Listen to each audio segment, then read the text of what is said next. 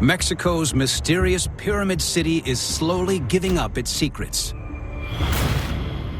Grisly finds have revealed this place was built on human sacrifice. And thousands of locally crafted blades show how the city was bankrolled. But for decades, archaeologists were stumped as to who ruled the Teotihuacano. Were they a monarchy like the Aztecs and Maya? For archaeologist Julie Gazzola, local design suggests a different story. In my area, you have all the time the representation of the king. We don't have this in Teotihuacan. Teotihuacan imagery shows religious icons and everyday life, but there are no images of royalty. So who was in charge here if it wasn't a monarch? Julie believes a recent find from under the feathered serpent pyramid could be a crucial clue to solving this mystery. Buried under 1,000 tons of rubble, 40 feet beneath the pyramid, in the heart of the most sacred place in Teotihuacan, archaeologists found 4 greenstone statuettes, 3 women and a small naked man. 2 of the figures stood under the apex of the pyramid, looking up towards the sunrise.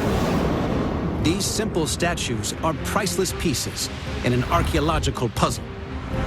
Perhaps they are direct links to the rulers of Teotihuacan.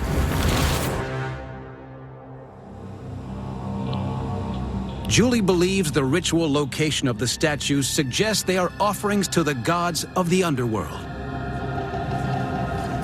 The figures are unique. This is the biggest offering in Teotihuacan and in other parts of Mesoamerica. More treasures were found alongside the statues. We have jade ornaments and beads, and you have also mirrors. Julie believes all these ancient relics were commissioned and placed in the tunnel by the leaders of Teotihuacan to celebrate the birth of the city out of the sacred underworld. This is not a burial. This is an offering, a biggest offering in association with the construction of the city.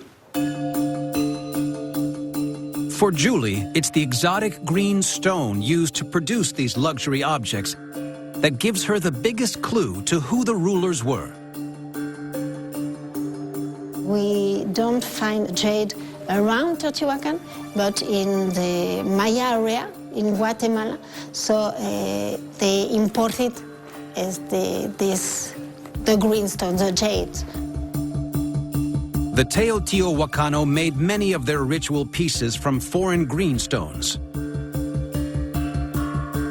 Julie believes these imported goods prove that an elite group of Teotihuacan traders got so rich, they were able to take control of the city.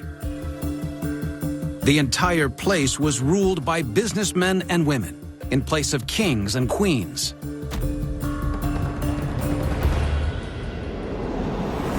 Buildings surrounding the pyramids give an indication of the extravagant life of the city's leaders. This elite lived and governed among the many pyramids and temples at the very heart of Teotihuacan.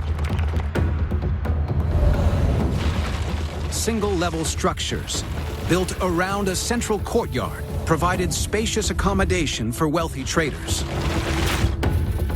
The elite could afford to cover the rough stone walls in expensive lime plaster and decorate them with elaborate murals. But over a mile away on the outskirts of the city, the poor built their own dwellings, using only the cheapest materials.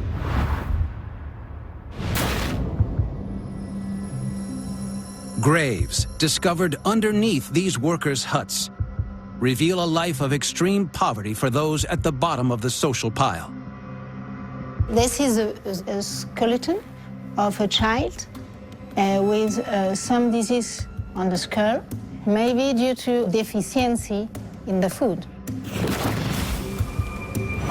There is a big difference in the kind of life that they have, poor people and elite people.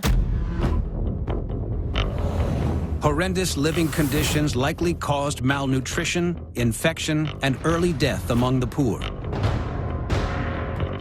In this city of traders, the wealthy had the power and the poor were starving and desperate. The perfect cocktail for